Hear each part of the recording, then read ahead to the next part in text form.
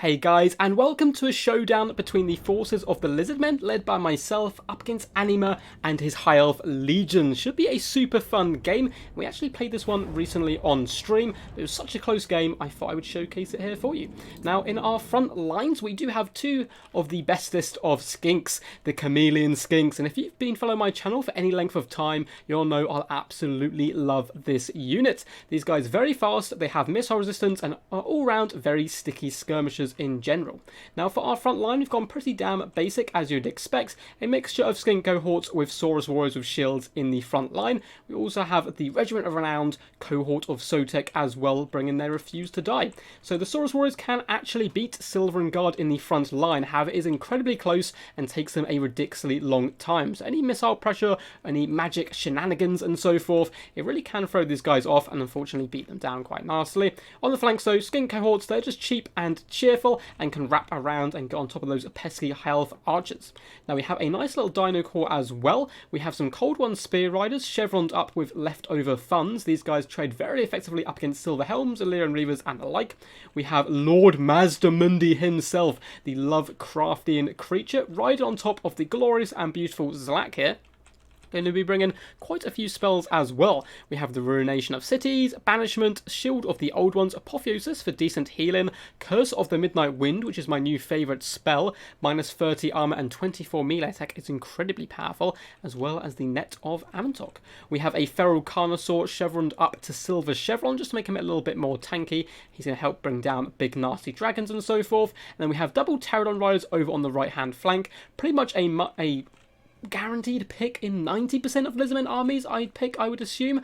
The Rock Drop, very useful for taking down archers, and they're a great fast backline harass tool. As you can see, they're going to be peppering down the Rahagras Pride here, the War Lines of Chase Regiment of Renown, who look so fantastic. So for the forces of the High Elves, we do have these badass lions here who do come in with their Mighty Roar ability. Minus 8 leadership and 25% speed is very powerful. Rolling dirty of these guys, we do have the Regiment Renowned Fireborn as well. Dragon Princes with Flaming Lances and an incredibly powerful anti-large cav unit. And for the front line, it's kind of as expected. A bucket ton of Silver and Guard. 1, 2, 3, 4 of these guys. But I like what my opponent has done here. They have mixed them in with White Lines of Chase, who certainly pack a bit of an extra punch. So saturated on top of the Silver and Guard can certainly do some decent damage. And these guys are chevroned up to Silver Chevron, which makes them incredibly powerful. He has, however, had to go a bit cheaper on the archers. So no Sisters of Avalon or Regiment of Renowned. Just triple basic archer, which can still do decent work over the course of a whole battlefield. They may struggle to bring down someone like Mazdamundi himself. And we have a bit of a wizard duel coming on today, guys. So we have Teclis on his mighty steed, bringing Sword of Teclis, which gives him a disgusting amount of winds of magic, Scroll of Hoeth, the Bound Fiery Convocation, Potion of Choroy, which makes him incredibly tanky, healing him up and giving him some very nice damage resistance. It does stop his abilities, though, for a short period of time. Flock of Doom, Enfeeble and Flow, and Net of Amantok to boot. So super fun build. Let's crack into this and see how it does go. Chameleon Skinks are going to be wrapping up this left-hand flank, doing a few shots into the flank of the Silver and Guard here, so they can't really use their shields very effectively. Just trying to whittle them down on the early game while we wrap around, try to get into the back on top of these lovely archers. So the Saurus are going to be pushing forward as much as possible. Noticing the Rahagras Pride and the Fireborn, I'm going to be moving over the Feral Carnosaur, Cold One Spear Riders and Mazdamundi, just rotating around to his right hand side. I want this engagement because I know I have this curse to nuke their stats and slowly drag them down. Looks like they are contemplating coming in after the skink cohorts, but instead are going to be falling back. We're just tickling them a little bit with the Pterodons, doing some okay damage considering the low armor of these guys. And we're going balls to the wall here. We charge. Cold One Spear Riders are hopping in, and they will dismantle the Rahagras Pride very, very effectively here. They do manage to roll, but in come the Pterodon Riders. A big old monster mash right here. Looks like the Feral Carnosaur is in here as well. We drop the Shield of the Old Ones as well as a Curse of the Midnight Wind. Our opponent does respond with an Enfeebling Foe down on the Cold One cav. But as you can see, the Rahagras Pride got absolutely deleted, and now it's the turn for the Fireborn, who are taking some huge damage. As for the front line, it looks like we have dropped a Banishment into the back line on top of those archers, but it's a bit of a swing and a miss. And in the front line, Skink cohorts, including the Regiment Renowned, are really struggling up against the Silver and Guard. Saurus are trading a little bit better, but now the White Lions are putting pressure onto these guys, and they're going to start to dismantle these poor Saurus warriors in hand-to-hand combat. So front line certainly going High Elf way. Looks like he does drop that Fiery Convocation, but it's only really good against infantry. It does basically no damage to any of the guys in this main battle. Fireborn are being dragged down by a combination of Cold One Spear Riders and the Feral Carnosaur, and in distance, Hydros Pride is running for the hills. So it's like we're going to be doing all game, that you may have noticed, is a net of Ammontok onto Teclis. We're really going to be trying to hunt him down as much as possible with the big fat Lord Mazdamundi. We want this wizard duel. We want to assert dominance on the battlefield and prove the Lizardmen are the true masters of magic, not these pesky upstart high elves. But Teclis with his potion is incredibly tanky. We do drop a nice ruination of cities down on top of these archers. There's a bit of a bug in the game at the moment, so it all goes in one direction, but wrecking these guys and getting some really fantastic value. But as you can see across the whole battlefield, we've managed to pull apart some white lines of chase here, double silver chevrons as well, so we're getting some great value over on the flanks and pushing it into the back lines where possible, but the battle's not going particularly well in our favour, so we're trying to snipe out Teclis. You can see he nearly breaks, but regains his courage as his steed does turn around and manage to run away. He's going to be dropping some nasty Flock of Dooms over on this flank, but it's only really catching Pterodon Riders and Feral Carnosaur, so I'm not too fussed. And the Carnosaur, yes, the Fireborn are anti-large, but he's a bit of a beast. Pterodon's coming in for that rear attack as well, terrifying the Fireborn. I do not blame them, and they're going to be running for the hills. So we've won the mobility game. A really nice nerve Ammontok is going to be saving Teclis and pinning in the Lord Mazdamundi himself. And this main line, though, Saurus running for the hills, and the Co of Zotek even going down as well relatively easily up against the Silver and Guard. Saurus, you can see on the flank, uncontested, will beat these guys, but only just. And that is allowing time for these white lines to bounce around pretty damn healthy and hop on top of these guys. Now, our community skinks were pushed out wide, but they have managed to destroy a lot of these white lines of chase. They've been causing us huge problems all game, so I'm not too fussed by that at the moment. Over on the side here, we do have a fight to death. Rallying Rahagras Pride slowly being pushed off, but it looks like they do manage to kill the Cold One Cav, but they rout themselves as well, and they're very close to the edge of the board. Fireborn just being escorted off by some Pterodon Riders, ensuring these guys reach the edge of the battlefield. Looks like some Silver Guard desperately trying to get out there and protect them. More Silver Guard as well have overextended a little bit, allowing us to sneak into the back lines with Lord Mazdamundi, hop on top of these nasty pesky boys, and terrify some archers to boot as well. And the best of buddies here, the Feral Carnosaur and Lord Mazdamundi on top of the mighty Zak, going to be hunting down these squishy archers, just trying to turn the tide as much as possible into my favour. Balance power is actually looking pretty good for us at the moment. That is because Teclis has taken some damage and Mazdamundi's pretty damn healthy. Nice play by my opponent. He's been bouncing around Teclis where possible, using that potion to help him fight in combat and try and isolate some of my rallying troops. And you can see for the most part there is high elves dotted all around the place. We have a few chameleons down here on the flanks and our big kind of two dinos in the centre, but there is a lot of Silver and Guard. We have 69 here, 45 here, and another very healthy unit of 83, which is some pretty scary stuff indeed. Mazdamundi though trying his best, combining it with the Feral Carnosaur here. He has popped cold-blooded on that BC to keep him in the action where possible. And we're just trying to isolate white pockets of white lines and so forth to really try and get that value before the big final fight does engage. So I'm not sure at this point if my opponent is deliberately resting some of these troops just to try and recover some of their stamina, get their vigor back up so they can fight a little bit tougher. But I'd definitely be centering all these Silver and Guard now to try and surround these guys and drag them down. I think there's certainly something to say about strength in number. Chameleon Skinks doing a good job hunting down archers. Looks like we are dropping a fat banishment on the Silver and Guard, who are so tightly packed, and boom! Look at the HP damage. Now these guys do come in with a 30% magic resistance, but it does not matter when they're so tightly compact. I think magic is a very good way for taking these guys down. Look at the HP drop on these guys. So banishments, ruinations of cities, pendulums, all of those can do decent work up against these pesky guys. Pterodon Rise just coping a few shots in at the archers there, nothing too crazy. Feral Carnosaur does have an enfeebling foe popped on him, so what we're going to do, come in with Lord Mazdamundi, go for the 2-1 punch. The ruination of cities as well, getting a lovely cast down the centre line there, nuking these guys' health, and they're already going to be starting to waver very soon. Their leadership getting pretty damn low. So a nice shield of the old ones as well, just going to be protecting us from this Overwatch fire coming from the archers as we try and hunt them down with skink cohorts, but also stopping us taking too much damage from the Silver and Guard, who have currently been terrified off.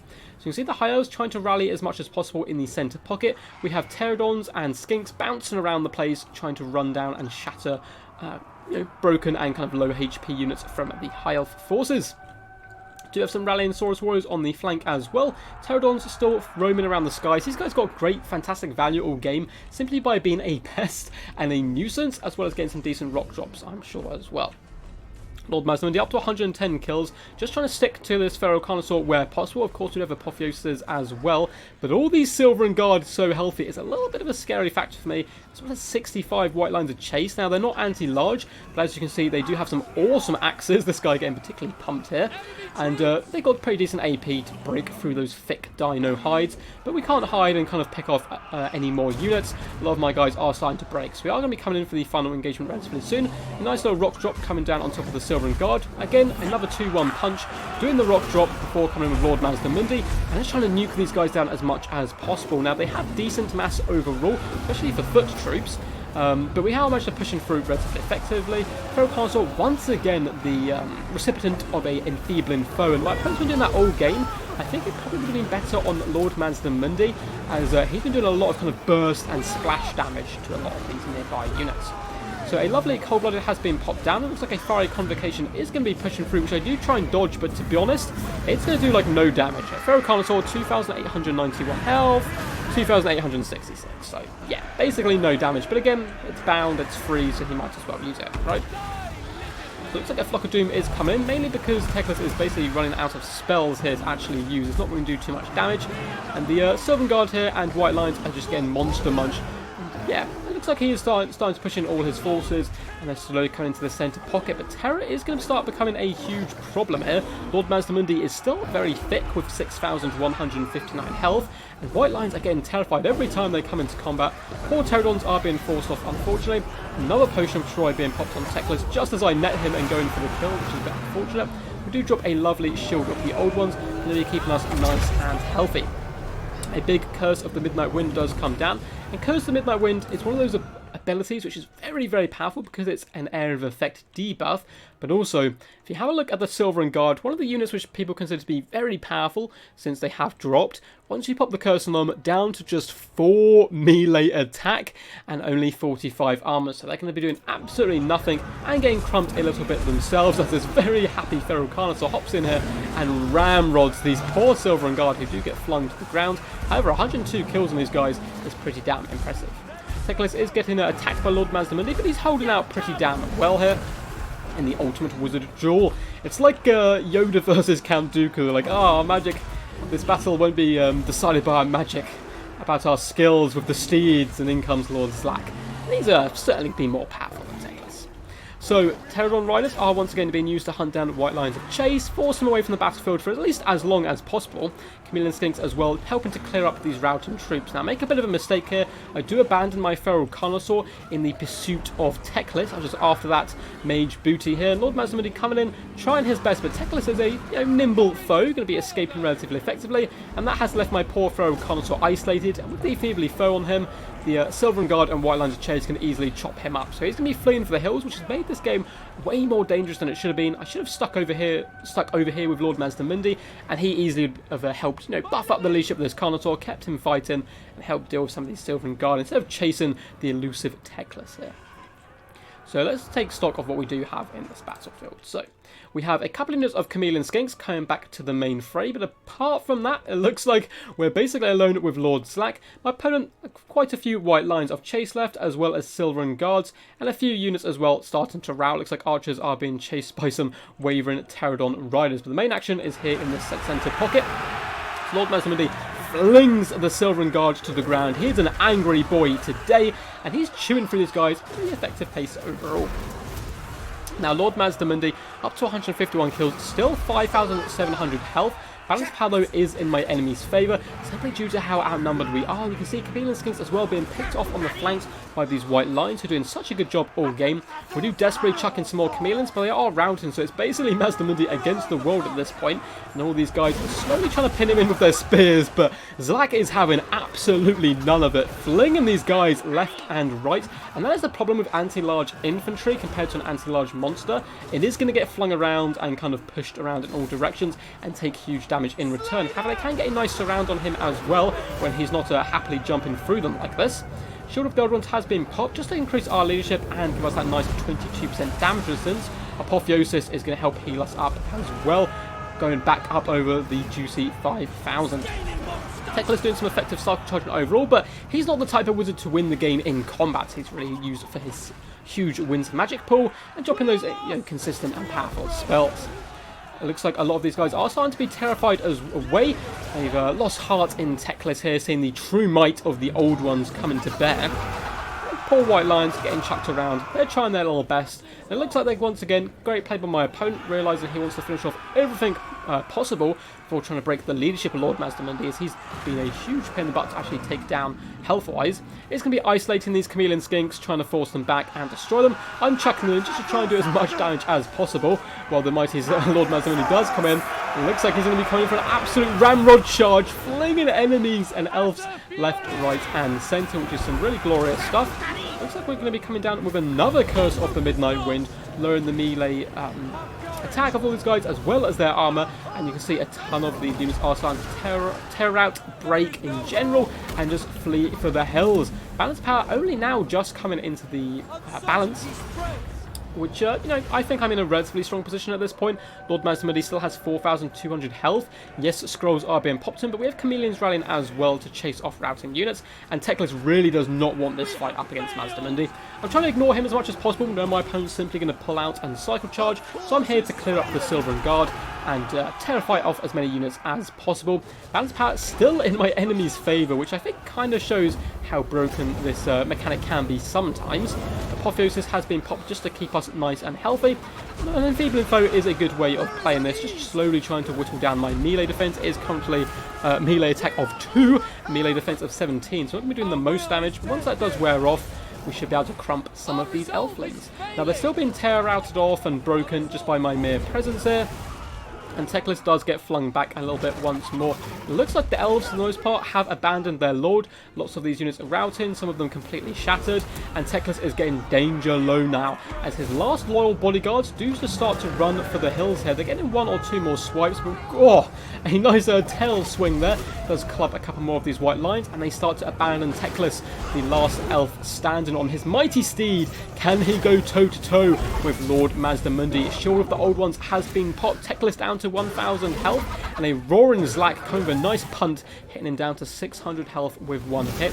We're going to be popping 1 more Apotheosis as well. Balance power wildly in favour of the Lizardmen here. Looks like Teclis' steed does go onto the back heels there, raising itself up to try and get in 1 or 2 kicks, but Teclis, he's going to flee for the hills, as all elves do in the end when it comes to the might of the old one. So well played to my opponent. This game was actually played on the last Come At Me Bros stream. It was a super fun game, so I wanted to showcase it again, and how I think Curse of the Midnight Wind could be a good answer to taking down Silvern Guard. You get a big dino, you whop in there, you make sure that the enemy basically do no damage in return, and then you splash damage them to death as quickly as possible. Now, saying that, really well played to Anima for 1. But these Silvern Guards still did huge damage. 83, 37, 107. Probably fighting skinks, though, for a considerable amount of time. And 49. They held the line for so long up against those Saurus, beating them back pretty damn effectively with the help of the white line to chase. I really like that synergy of bringing that AP to the spears who hold. It's a pretty damn interesting. Often you'll see this more with spearmen and big monsters, so I suppose using the white lines of chase as, like a troll or Kroxigor unit is pretty good fun. Now, he did start to lack in kind of long range AP, but that's because he put so much money into this infantry core, so the archers didn't do too much damage overall, and kind of got broken off at the end by Lord Mazdamundi. Now, a big mistake early on was committing the Fireborn and the Rahagra's Pride to that cav engagement. The Rahagra's Pride definitely didn't pay themselves with 9 kills, and to be honest, the Fireborn, they managed to get rid of my Cold One cav, but were beaten down very effectively by the Carnosaur, so a bit of a kind of misplay early on probably cost the High Elves this game. Now, this build is pretty good fun. The big monsters are something High Elves still really struggle with, despite the amount of AP they have now, and kind of units which can hunt them down. Even Silvern Guard, we saw, do struggle up against a heavily armoured foe, like Lord Mazdamundi, who just packs such a punch. Now, the Enfeebling Foes on the Carnosaur were good, but he's not so good at clearing apart infantry. He's more brought to bring, deal with cav, dragons, and so forth. He's a bit more harder hitting than Zlak.